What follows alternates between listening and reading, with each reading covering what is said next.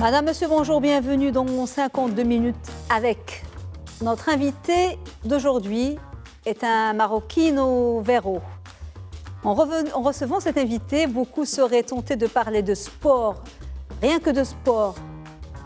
Je les comprends, c'est légitime, puisqu'il est une mémoire vivante du sport au Maroc, enfin analyste de football. Mais moi, je vais parler d'autre chose et de sport, bien sûr. Je vais parler d'amour. Parce que l'histoire de notre invité est una bella storia d'amore, une histoire qui a commencé bien avant sa naissance et la naissance de ses parents. Une histoire de plus d'un siècle, avec un pays devenu son pays, avec le Maroc. L'écrivaine franco-américaine Anaïs Nin disait « Jetez vos rêves dans l'espace comme un cerf-volant et vous ne savez pas ce qu'il rapportera. Une nouvelle vie, un nouvel ami, un nouvel amour, un nouveau pays. » Il y a un peu plus d'un siècle, le grand-père de notre invité a jeté son rêve dans l'espace et cela lui a donné un pays, une nouvelle patrie. Son pays, il est vrai, est celui de ses ancêtres, de ses origines, mais c'est aussi celui qui fait battre son cœur, vibrer sa chair, celui dont le bonheur, les joies, les victoires vous font verser des larmes et qu'on défend bec et ongle dans les moments durs. Son pays, c'est celui qu'on choisit et notre invité a choisi le Maroc et le Maroc l'a choisi. Qu'y a-t-il de plus beau sur terre qu'un amour partagé?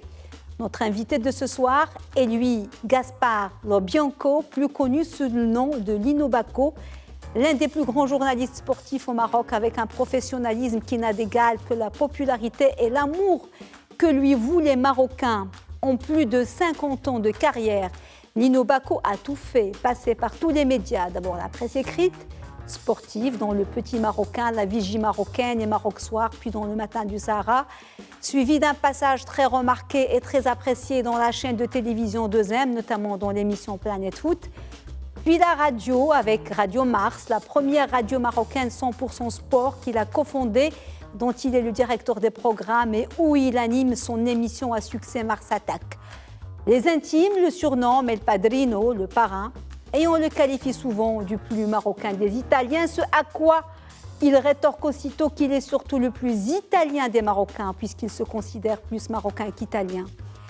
Lino Bacco est un beau et singulier mix de marocain et de tous les clichés de l'italien. Il parle fort, il a une sensibilité à fleur de peau et le cœur sur la main, mais toujours avec beaucoup de caractère normal. Un Sicilien kazaoui, ça ne s'invente pas. Il est généreux, attaché aux valeurs de la famille, passionné de foot et grand tifosi de l'AS Rome, des Lions de l'Atlas et de la Squadra Azzurra, des belles voitures. Il est fier de son pays et dans son cas de ces deux pays. Séducteur, forcément, bon cuisinier à vérifier. Entre nous, je me demande s'il lui arrive parfois encore de chanter « Je suis Rital et je le reste » ou si le Kazaoui, l'enfant des Roches Noires, a pris le dessus sur le sicilien. Lino Bacco, bonsoir. Bonsoir, et merci beaucoup d'être sur le plateau de 52 minutes avec. C'est un honneur pour moi. Je vous remercie de l'invitation. C'est moi qui vous remercie. Alors d'habitude, nous commençons cette émission avec la genèse, l'enfance, la famille de l'invité, son histoire. Mais permettez-moi de faire une petite entorse à la règle et de commencer ce soir l'émission avec vous, avec une vidéo qui a été partagée par des millions de Marocains qui donnent la chair de poule, que nous allons voir et que vous allez nous commenter, même si au fond elle se passe de commentaires. Oui, alors là c'est...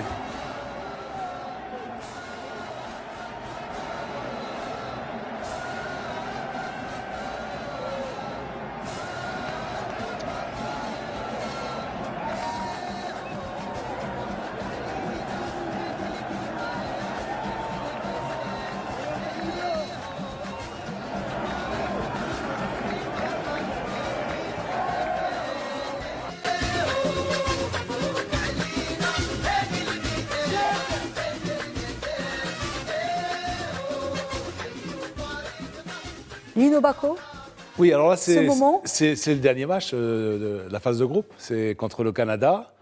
Évidemment, bon, ce sont des larmes de joie. Et pourquoi? Parce qu'on a franchi ce premier tour. Hein, voilà, après tant d'années. Parce que depuis Mexico 86, on n'était plus sorti des groupes. Il Pourtant, j'y croyais. Hein, oui, voilà, oui. Je croyais déjà au Maroc en 2018. Et je pensais déjà qu'on est sorti des groupes en 2018. Déjà, vous disiez qu'on pouvait aller jusqu'en quart finale. Voilà, le problème, c'est qu'on on avait perdu le premier match avec l'Iran et tout ça.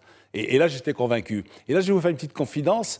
En fait, un jour, j'étais dans le bureau du président Lorja et je lui dis, tu sais, tu as une équipe qui peut aller en quart. Et vous savez ce qu'il m'a répondu, le président?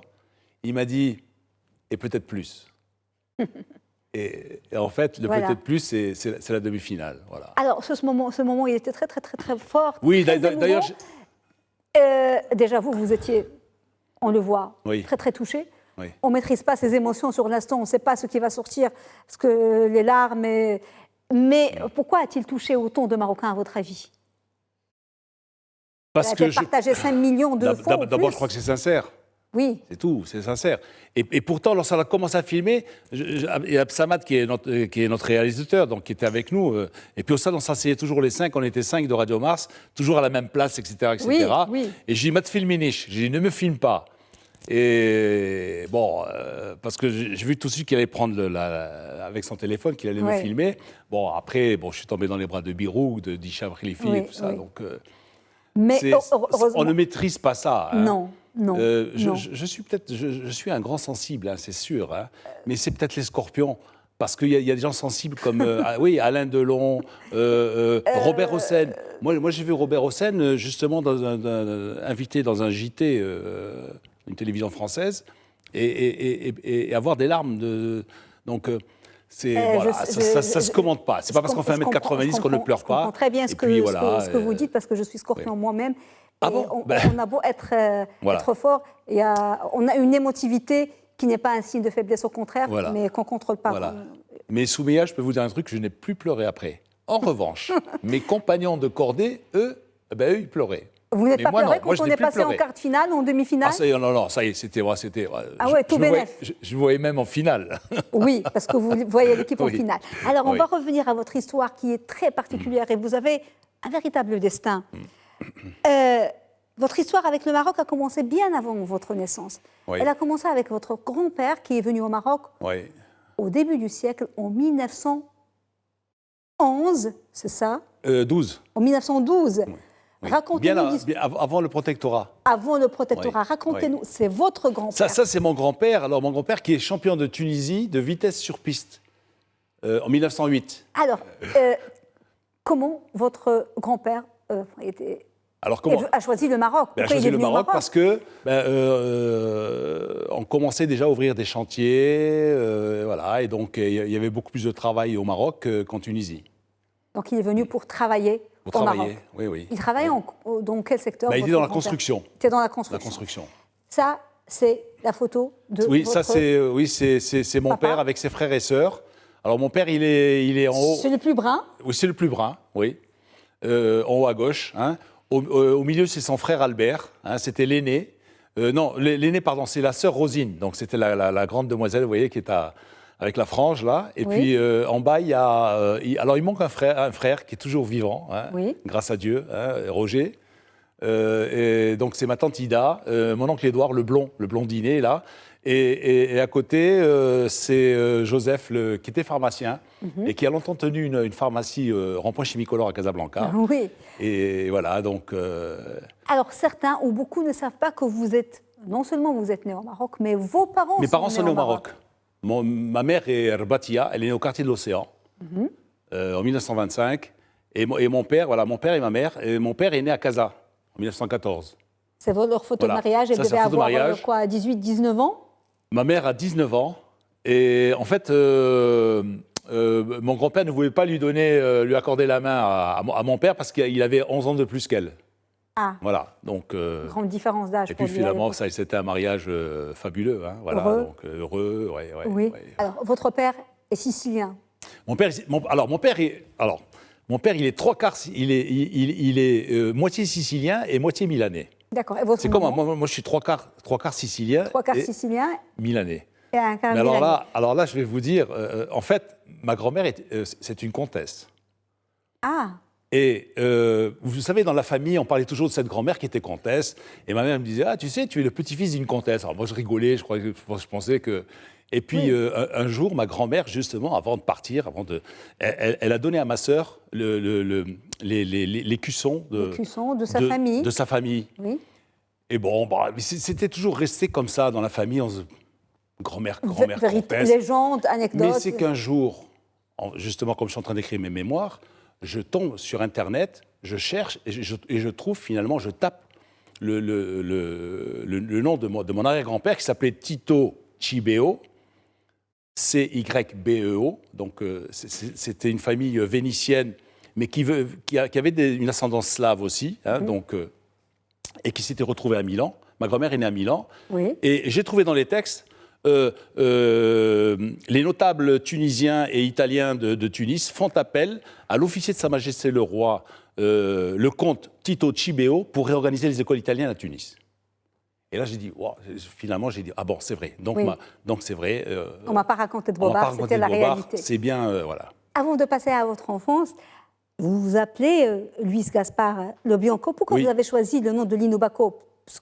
Lino Bacco, parce qu'une fois, j'avais traité de voyous les joueurs du Partizan de Belgrade. Et Moulay Ahmed Alaoui avait dit au rédacteur en chef, à l'époque, j'étais pigiste, parce que j'étais enseignant, j'étais pigiste. Il a dit, tu sais, tu diras à Lobianco qui change de nom.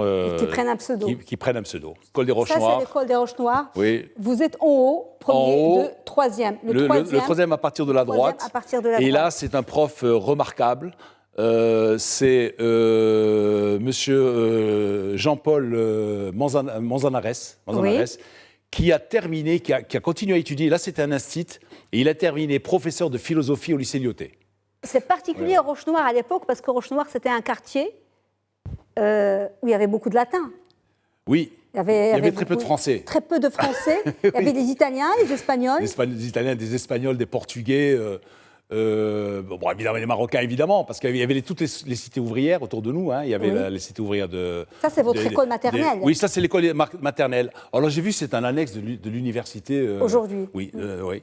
C'est Roche-Noire toujours, c'est pas c'est au Roche-Noire. C'est au Roche-Noire. Ouais. Et les deux fenêtres que vous voyez à droite de la porte, c'était justement le préau justement de cette école maternelle. Là. Oui. Est-ce que vous vous mêliez beaucoup aux Marocains à l'époque? Ah ben oui. Ben oui, bien sûr. Vous parlez arabe très couramment avec un petit accent. Mais je le parle très mal. Non, vous le parlez bien. Vous le parlez très bien, mais avec un petit accent. Parce que ma regrettée maman le parlait mieux que moi. Ma sœur le parle mieux que moi. Donc, moi je manque un peu de vocabulaire. Bon, bien sûr, une fois, il y a une dame qui m'a dit j'étais garé en deuxième position. Je sais que c'est pas bien de se garer en deuxième position, mais j'avais rencontré un ami que je ne voyais pas depuis pas mal de temps. Et puis, elle m'a dit c'est comme ça que vous vous garez dans votre pays. J'ai Dadaou Abledi. On va revenir aux photos de votre papa, qui avait une manufacture, une petite usine, un atelier. Il était chef d'atelier. Chef d'atelier. Voilà, il est à droite avec sa casquette. On appelle ça la coppola en sicilien. Voilà, c'est... Il y a une photo il avait des rapports particuliers avec les ouvriers aussi, on va voir la photo. Alors justement, c'est quelque chose d'extraordinaire, c'est-à-dire que lorsqu'il est parti à la retraite, et les ouvriers, là c'est Si Mohamed, c'était le mari de Manounou, à gauche justement, à gauche de la photo, et parce que on avait une villa de fonction, et la nounou habitait au fond, dans le jardin, et ils avaient un petit 2 pièces. Donc, Si Mohamed et ma nounou, Aïcha, c'était ma nounou, qui est restée avec nous pratiquement jusqu'à sa mort. Et sentant la mort arriver, elle n'a pas voulu partir chez nous, dans l'appartement de chez mes parents. Et elle est partie. Elle avait un petit appartement du côté de Sidi Othman, et elle s'est éteinte là-bas. Voilà, donc, alors c'est mon père avec tous ses ouvriers, toute son équipe là. Voilà, donc... Les Italiens et les Marocains s'entendent bien, hein. Les caractères ne sont pas très différents. Mais en fait, parce que... les rassemble mon père, c'était un petit peu leur grand frère aussi. Et je me souviens, l'Aïd Kbir, par exemple, c'était le défilé, mais après la retraite. C'est-à-dire qu'après la retraite, eh bien, il y avait des ouvriers qui venaient au moins une fois par an, c'est-à-dire pour amener de la viande, pour aller, voilà, ça veut dire que, voilà, et donc On a gardé les relations il avait un rapport liens. extraordinaire avec ses ouvriers. Alors il y a plusieurs générations. Oui, hein. on voit des jeunes. Il y a jeunes, des jeunes, il y a des moins jeunes. Oui. Ouais. Alors, votre père, voilà, on a parlé de lui, des valeurs qu'il vous a inculquées. Vous avez fait le collège, vous avez fait le lycée. Oui, j'ai fait le lycée technique. Technique. Vous n'avez pas eu votre bac. C'est la preuve qu'on j'ai pas peut le bac. réussir. Et je le dis toujours, j'ai pas honte de dire que j'ai pas le bac. J'ai un brevet d'enseignement industriel. C'était juste un gradin, je dirais, en dessous du bac technique. Hein. Oui.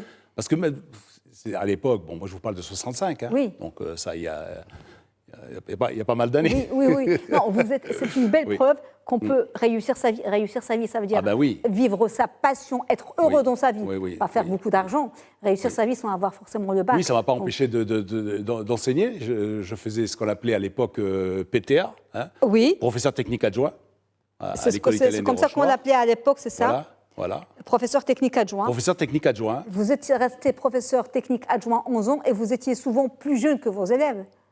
Au début, j'étais plus jeune que certains élèves. Parce qu'en fait, l'école italienne des Rochemort, c'était quoi? C'était une école, c'était un collège. Un collège moyen, hein, c'est-à-dire que après l'école primaire, donc, les élèves fréquentaient l'école pendant 4 ans. La première année, ils faisaient 18 heures d'italien par semaine. Que d'italien. Pour pouvoir suivre ensuite les cours, les 3 années, première, deuxième et ce qu'ils appellent en Italie la prima, la seconda, la terza media, première, deuxième, troisième. Et après, pour aller au lycée. C'est-à-dire qu'en Italie, vous avez 3 ans d'école de collège moyen, ce qu'on a, et 5 ans de lycée, 5 et 3, 8. Oui. Voilà. Donc, c'est un petit peu comme l'enseignement. Quoique en France, oui, c'est 6e, si c'est un 7, la terminale. Oui. Donc c'est un an de plus que l'enseignement français. Comme l'enseignement français, ça c'est une photo avec vos élèves. Ça c'est avec mes élèves. C'est à Casablanca, vous voyez, c'est sur le port de Casablanca.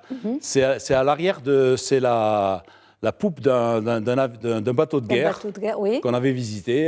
Et donc j'avais amené mes élèves, on avait pris une photo avec tous mes élèves. Voilà. Ouais. Avant de passer à un tournant dans votre vie, journalisme, on va faire une pause pour la rubrique objet.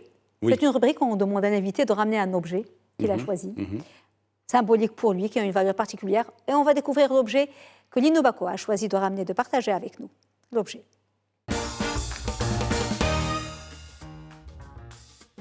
L'objet que vous avez... Alors, l'objet, j'hésitais. En fait, c'est ça, mon objet, mais c'est pas par démagogie, c'est pas parce qu'au Qatar, on a été en demi-finale. C'est parce que j'hésitais entre ça et un ballon. Parce qu'en fait, c'est le football qui rythme ma vie depuis toujours. Donc, c'est ça. En fait, j'ai la vie et le football. Oui. Voilà. Donc, et moi, la Coupe du Monde, ça c'est la deuxième Coupe du Monde. C'est-à-dire que voilà, moi, j'ai connu la Coupe du Monde, la victoire ailée de la Coupe Jules Rimet, la fameuse Coupe Jules Rimet. Donc, avant qu'elle soit remportée 3 fois par le Brésil en 70. Et donc, à partir de 70, il y a eu justement cette nouvelle coupe qui a été faite par un artiste milanais. Et vous savez que c'est un Marocain qui est un des artisans vous me l'apprenez, je savais pas. qui fait parce que la dernière coupe, à chaque fois, ils la refont, hein, donc la Coupe du Monde. C'est un artisan marocain qui l'a faite dans cette société milanaise. Cette Coupe du Monde, elle vous fait toujours fantasmer, même si votre pays d'origine l'a déjà remportée, mais vous voulez que le Maroc la remporte. Bien sûr. Et là, justement, puisqu'en 2018-2022, il n'y avait pas l'Italie, j'ai dit, moi, je suis toujours gagnant. Parce que... On viendra à cette histoire d'Italie et de Maroc, et de victoire et de match. On va passer, comment vous en êtes arrivé au journalisme et à la presse écrite sportive? Il y a toute une histoire, il y a une rencontre avec un homme en particulier. Oui. Alors, écoutez, moi, j'écoutais le dimanche. Bon, le dimanche, chez les Italiens, c'est le plat de pâtes à midi. Hein. Bon, et puis après, c'est écouter les matchs à la radio. Oui. Il n'y avait pas de télé à l'époque. Donc, on écoutait ça à la radio. Moi, j'étais un petit peu le technicien. On passait l'antenne sur le lampadaire. Ma mère devenait folle parce qu'il y avait plus de fils dans le salon que... Parce qu'à l'époque, il n'y avait que de la radio. Voilà. Quoi. À l'époque, il y avait que la radio, on écoutait les matchs. Et puis, j'étais passionné, j'achetais déjà tous les journaux, je coûtais d'ailleurs... Parce que vous êtes une famille de sportifs, parce qu'on va voir votre père jouer au foot, on va voir une photo de votre... Mon père jouait au foot, évidemment, bien sûr, une famille Voilà, ici. Oui, ça c'est l'équipe des Roches-Noires, SCCRN, Sporting Club Cheminot des Roches-Noires. Ils avaient gagné la Coupe du Maroc, en 1937-38, là. À laquelle il est resté Et mon père, il est accroupi, c'est le troisième à partir de la gauche. Oui, c'est le troisième, avec le beau sourire. Voilà, oui, avant-centre. Avec les cheveux plaqués. On va voir une photo. Il y avait deux Marocains, c'était une des seules équipes où il y avait des Marocains. Donc, oui. Il y avait Cabour en bas, alors, accroupi. Derrière la coupe, c'est Cabour qui a joué aussi avec le WAC de Casablanca. Et puis, Smaïl en haut, voilà. Donc, ouais. On va voir une photo très, très, très touchante de votre papa. Celle-là, c'est vous. Une photo de votre papa âgé, juste avant sa mort. Yvon l'a trouvé en régie. Oui. Voilà. Ça, c'est mon père, voilà. Roche-Noire, toujours. Oui. Alors là, qu'est-ce qui s'est passé? C'est-à-dire qu'il y a le fils d'un des deux joueurs, voilà, justement, qui avait connu Madame Herrera à Venise, et ils avaient organisé un tournoi de football, et ils avaient fait des t-shirts, et c'est un t-shirt qui vient de Venise. Il y avait pourquoi? Parce que Madame Herrera, c'était la veuve d'Eléonore Herrera, qui est née aux Roches-Noires, etc. Et voilà, donc l'entraîneur... Là, c'était pour rendre hommage à il est resté très Roche-Noire. Mon père était très resté Roche-Noire. Très Roche-Noire. Oui, une famille de sportifs. Le sport, le dimanche, la radio, et puis une rencontre pour la presse écrite. Et puis, je m'amusais à prendre note sur les buts, les formations, etc., etc. Et puis un jour, j'ai fait un papier. Non, plutôt, c'est-à-dire que je fréquentais un café qui n'existait plus, c'était la Lasca, c'était la rue de Foucault, à côté du cinéma Riff, qui était tenu par un Italien, Vanini, et son neveu, Orazio, il faisait des chroniques sur le football italien au petit Marocain. Et il m'a dit, tu sais, écoute, je me suis disputé avec mon oncle, je quitte le glacier, je vais en ouvrir un autre, dans la même rue, donc c'est la boule de neige, un peu plus haut, un peu plus haut. Et il a dit, mais je ne vais plus pouvoir écrire, je n'ai pas le temps de ça. Toi qui es un passionné, écoute, tu es prof et tout ça, tu écris peut-être le français mieux que moi. Alors, je fais un papier. C'était des piges, hein? Oui, et je débarque le dimanche soir chez Daniel Pilar.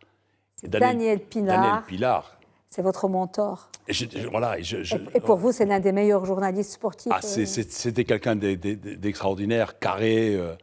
Pour vous, c'est le pape des journalistes sportifs. Voilà, oui, c'est un ancien officier de cavalerie. Et lorsqu'il est venu au Maroc, il a abandonné l'armée et tout ça. Et puis il a passé ses diplômes d'entraîneur. Oui. Il a entraîné le RAC à un certain moment, etc. C'était quelqu'un d'extraordinaire.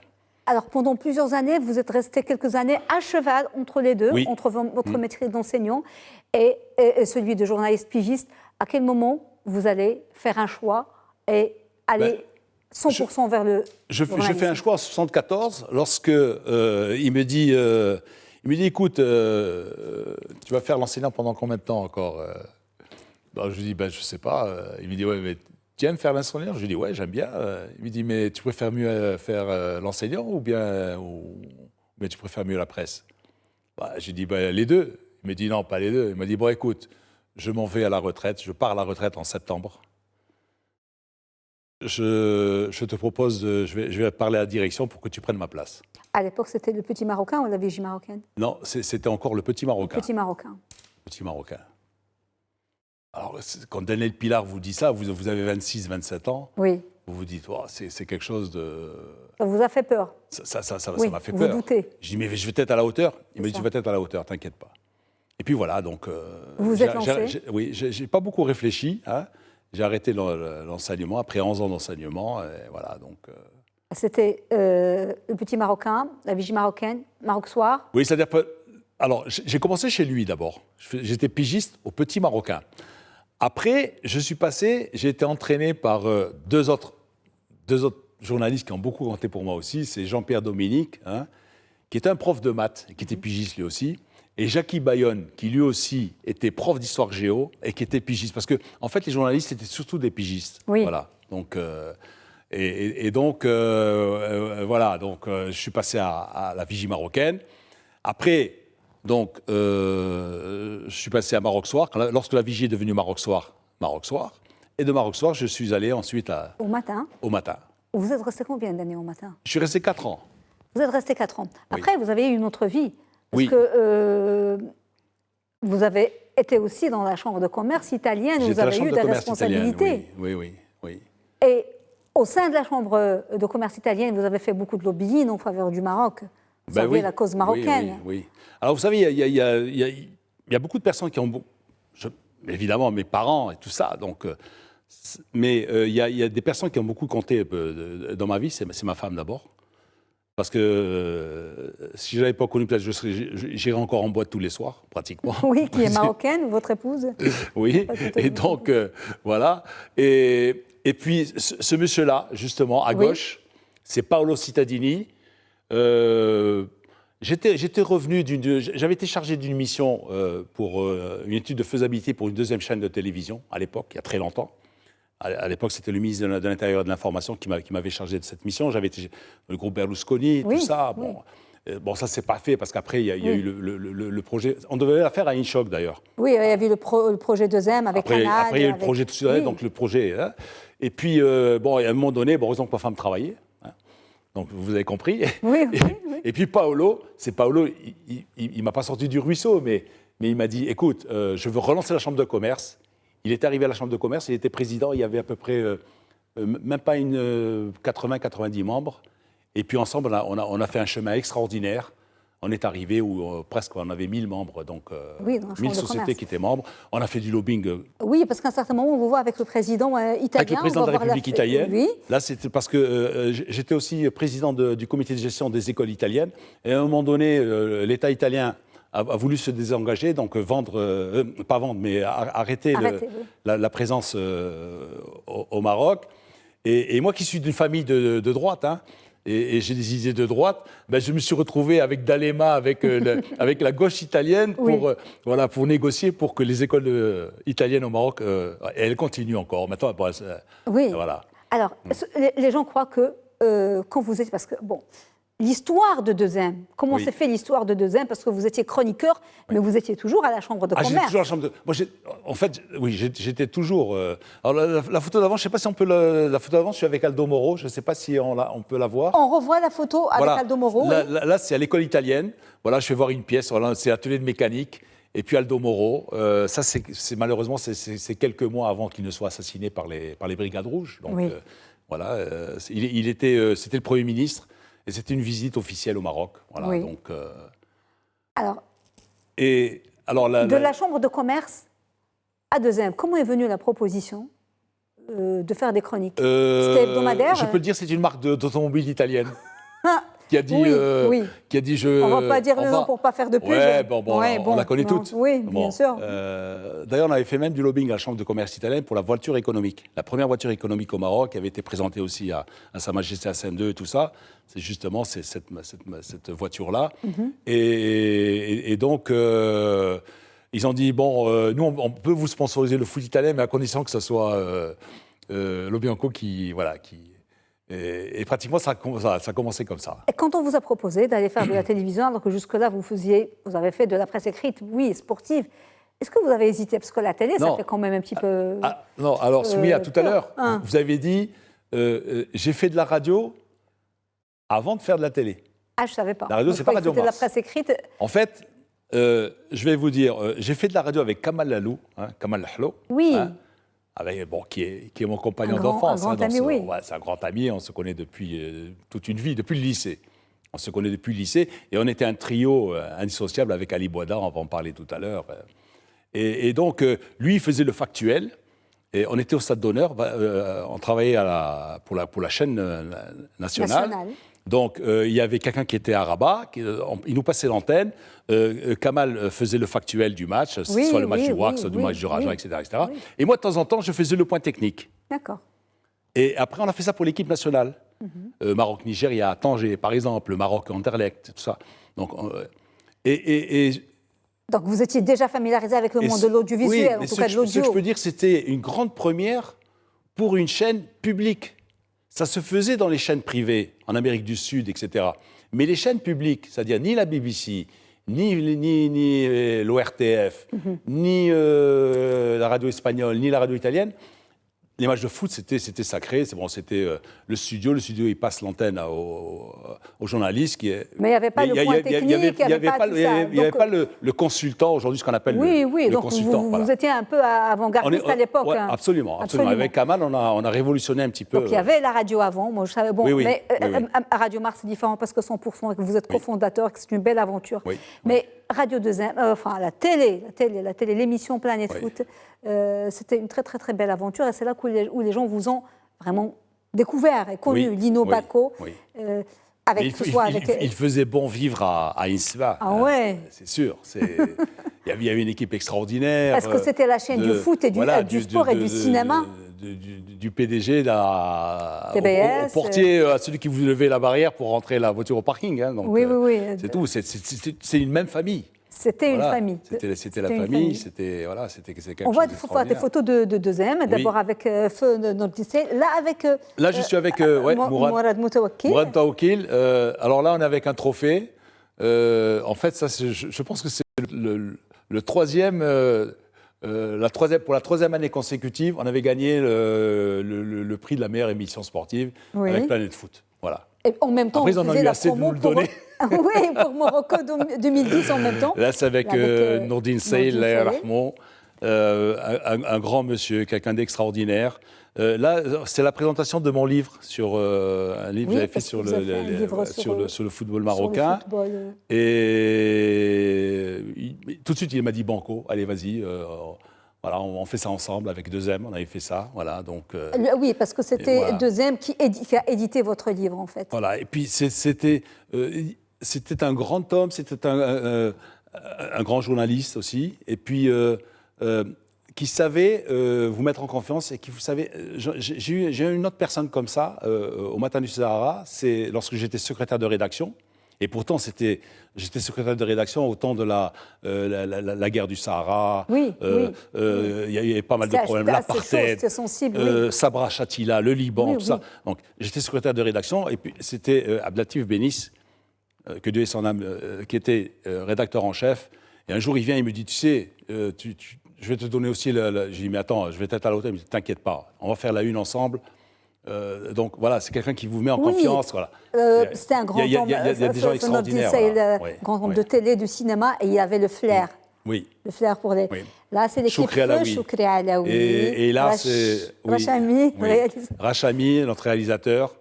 Et Choukri, j'ai eu une pensée en plus quand j'étais au Qatar, parce que c'est dommage qu'il n'a pas pu voir. Bon, il a vu ça peut-être du haut, du ciel, il a dû voir les exploits. Mais c'est dommage qu'il n'ait pas pu les vivre, Oui, alors vous avez passé de bons moments avec A2M. Oui. Planète Foot a fait votre notoriété. Les gens aimaient le duo, que ce soit avec Karim Dronet, avec Choukri, avec Mourad. Et puis l'aventure s'est arrêtée. Oui. Est-ce que vous vous êtes lancé directement dans le projet Radio Mars ou est-ce que... Non, parce que en fait ça s'est arrêté parce qu'on n'avait plus les images ni rien, on n'avait plus le foot italien, on n'avait plus le truc. Bon, c'était le foot italien. J'avais proposé à Samira aussi de faire une émission, bon après ça n'a pas pu se faire. Et voilà, donc sur ce, une autre personne qui compte beaucoup dans ma vie, donc c'est Hicham Khlifi. Oui. Qui me contacte un jour, il me dit, est-ce que ça te dirait de lancer une radio avec moi? Hicham, voilà, c'est votre alter ego un petit peu? Oui, écoutez, Hicham, d'ailleurs, il y a une couverture VH. J'ai vu, où il parle de vous. Voilà. Et vous parlez de lui. Et puis ça s'appelle Un fauteuil pour deux.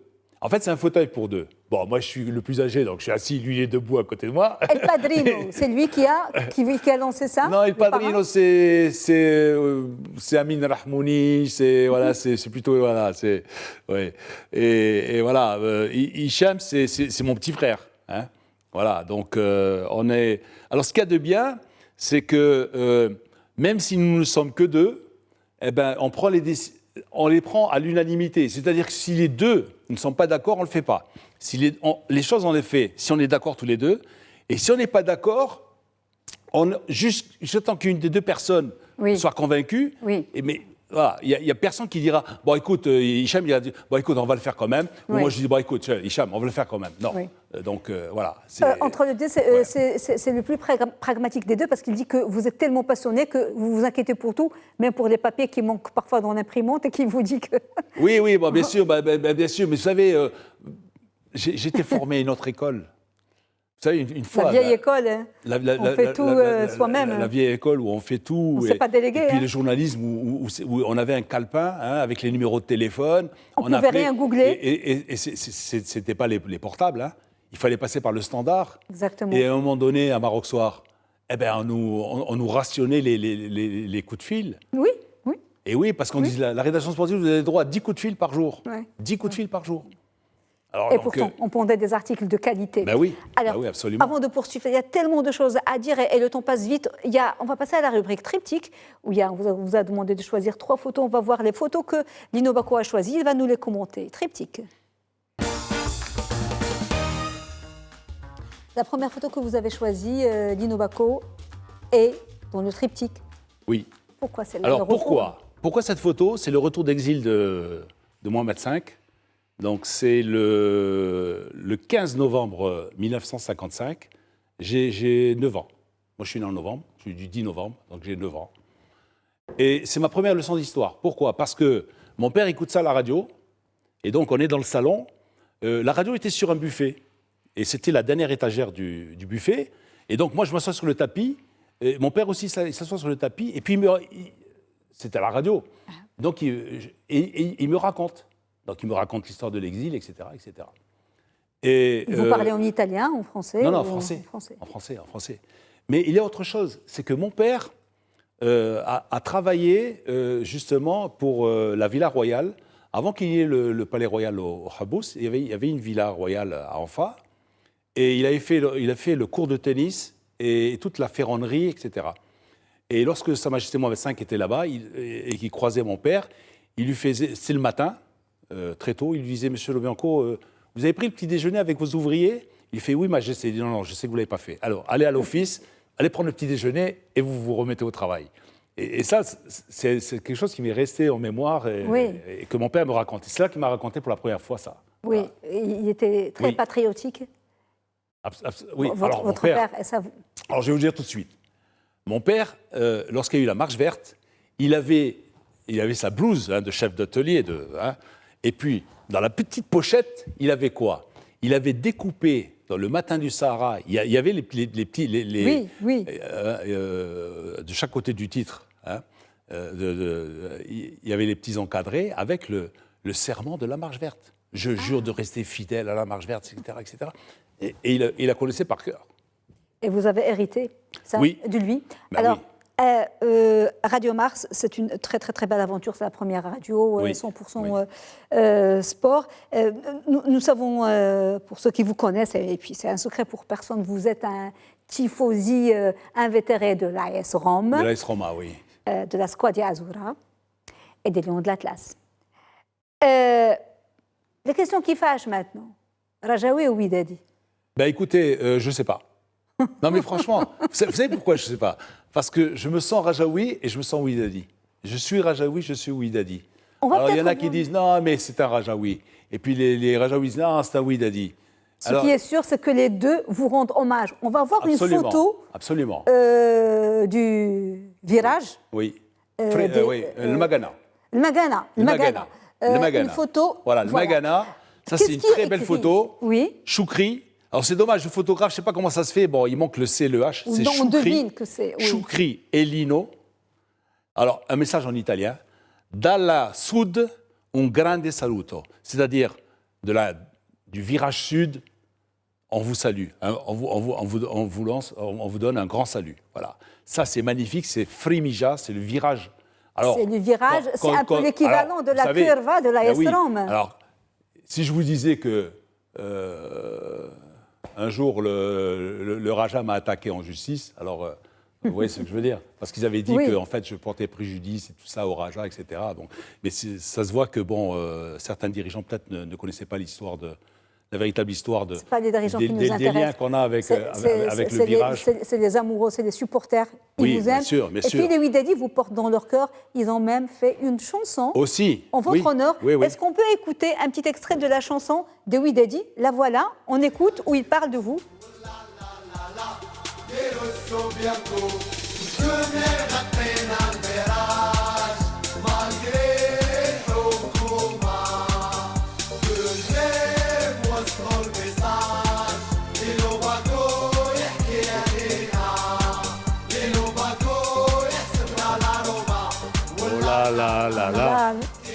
Mais oui. Qu'est-ce qu'ils disent? Après, il y a autre chose. Lino Bako, Alina, Lino Bako, je ne sais pas, l'AS Roma. Oui, l'AS Roma, c'est-à-dire que c'est un supporter de l'AS Roma, mais il est aussi avec nous. Il est aussi avec nous.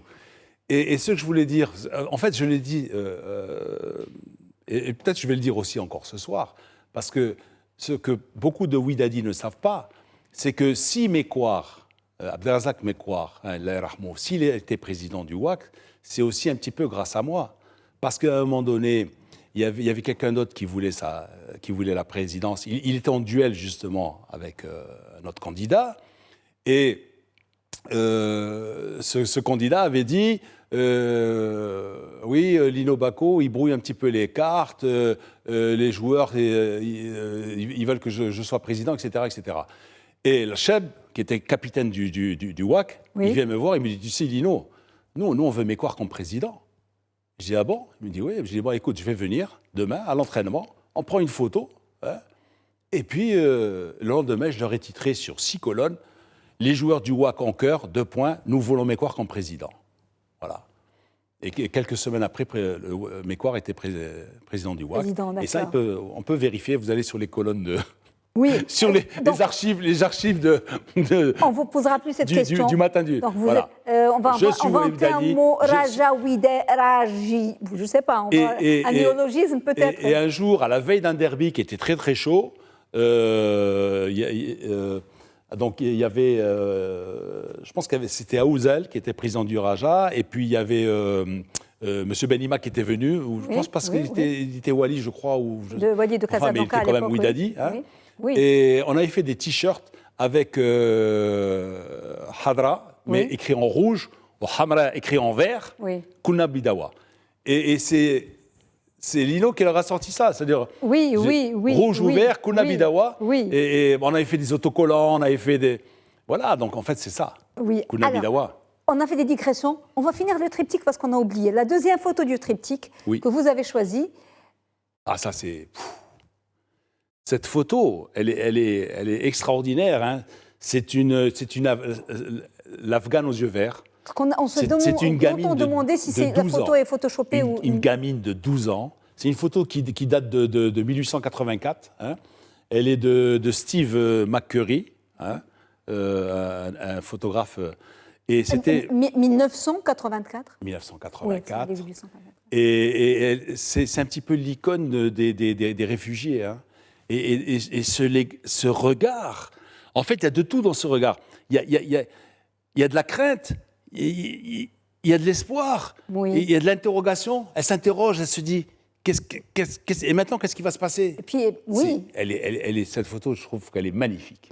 Très belle photo. Très belle photo. La troisième, une photo... Oui, alors la troisième, classique, ça j'adore. Pourquoi cette photo? J'adore. C'est une photo. D'abord, le photographe est inconnu. Oui. Ah, ce que j'ai oublié, c'est que la photo de l'exil, le retour d'exil, c'est une photo Bernard Rouget. Et voilà, il faut rétablir quand même les choses, hein, parce que c'est une photo Bernard Rouget. Souvent, je vois la photo à chaque fête de l'indépendance. On publie les photos, mais en tant que journaliste, moi j'aimerais bien qu'on dise c'est une photo Bernard Rouget. Oui, les droits d'auteur quand même, il faut pas. Oui, il faut respecter ça. Qui était très proche du palais, voilà, et donc qui avait son agence de photo au Maroc, etc. Et cette photo, pourquoi? Parce que d'abord j'ai le vertige. Je suis même rien qu'à voir la photo, j'ai le vertige. Et j'ai vu ces gars, j'ai dit mais c'est pas possible, comment font-ils, hein? Alors c'est une photo qui date des années 30. Hein. C'était la construction du Rockefeller Center. Voilà. Et ils sont là. Il n'y a pas d'harnais, rien du tout. Tranquille avec leur sandwich. C'est la pause déjeuner à je ne sais pas combien de mètres de hauteur. Et puis une sensibilité avec le monde ouvrier. Hein. Oui, voilà, c'est ça. Mais il faut être courageux. Il faut faire ça, oui. Voilà, tranquille, ils prennent leur tranquille, voilà. Donc, petit-déj. Et ce qui fait que, comme mon père faisait de la charpente métallique, je suis impressionné par tout ce qui est. Et d'ailleurs, à chaque fois que je vais à New York, je vais à l'Empire State Building.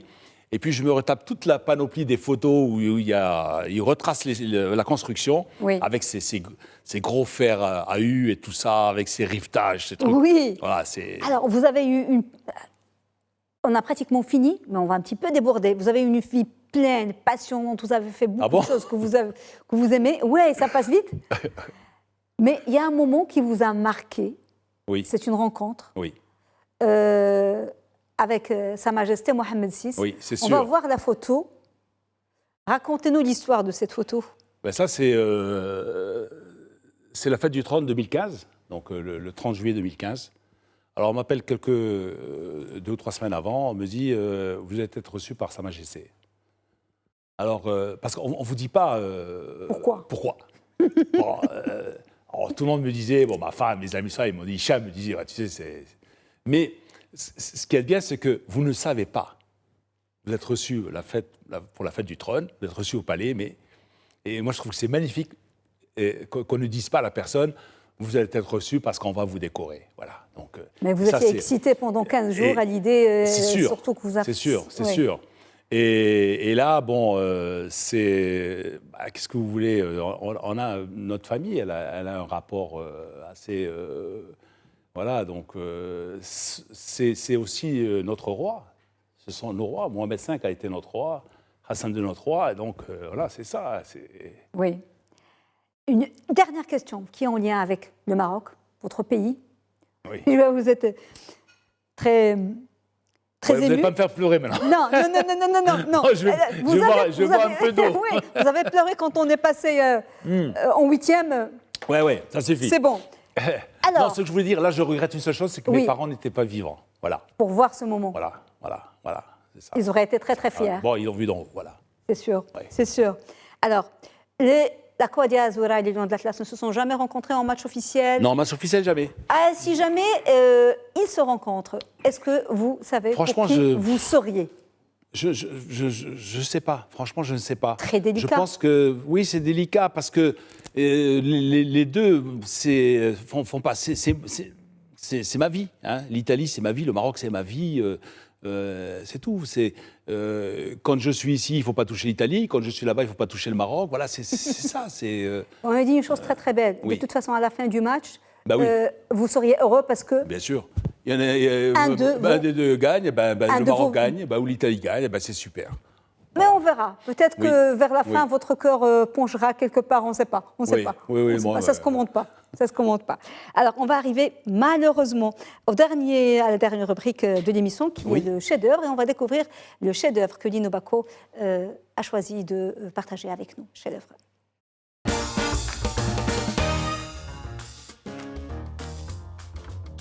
On découvre le chef-d'œuvre, pas très étonné.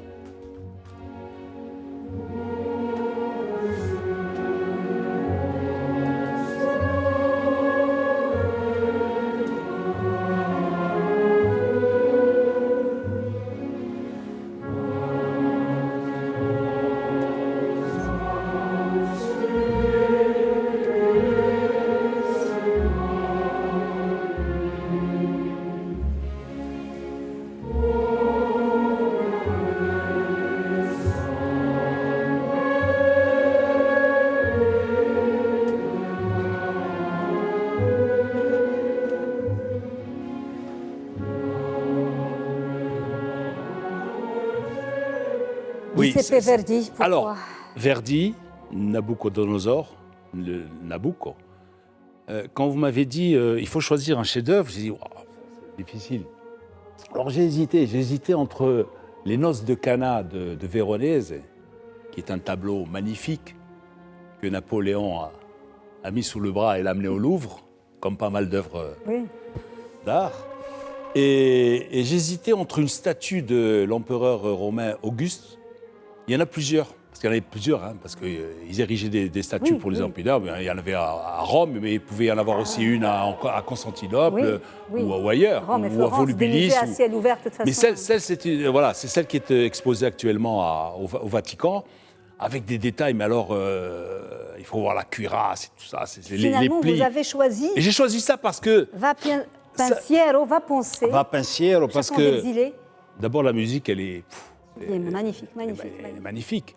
Et puis, en fait, c'est quoi? C'est les Babyloniens qui assiègent Jérusalem, etc. Et puis, ils jouent. Alors, justement, lorsqu'ils ont joué la première fois à la Scala de Milan en 1842, les Autrichiens occupaient la Lombardie, une grande partie de l'Italie. Et ça a été un petit peu l'espèce de révolte, hein, en écoutant les paroles, et ça, autour de ma patrie, etc. Oui, oh ma patrie si belle que j'ai perdue. Voilà, et tout ça. Chanté par des et esclaves. D'ailleurs, à un moment donné, on avait même pensé que ça allait être l'hymne italien. Voilà, l'hymne national italien. Bon, et puis la musique, ça a beaucoup compté pour moi. Moi, j'ai grandi avec mon père qui chantait, voilà. J'ai grandi dans une maison où il y avait du Mario Lanza, il y avait tous les... Oui, voilà. Il y a à boire à manger dans la chanson de la musique classique musique italienne, classique, l'opéra, Verdi et autres. Merci beaucoup, Lino Bacco, pour ce moment merveilleux qui est passé comme un éclair, je ne vous cache pas. Et j'espère vous recevoir bientôt, peut-être pour la Coupe d'Afrique, même si la Coupe d'Afrique est un peu dure, mais on garde espoir, on a une très bonne équipe. Absolument. Moi, je vous remercie, ça a été un moment merveilleux pour moi. Hein. J'espère que ça a plu aussi à nos amis téléspectateurs. Merci que je beaucoup. salue, que j'embrasse. Voilà. Ciao Lino. Arrivederci. Et à très bientôt. À bientôt. Madame, monsieur, merci beaucoup de nous avoir suivis. Bon suite des programmes sur Média TV et à la semaine prochaine.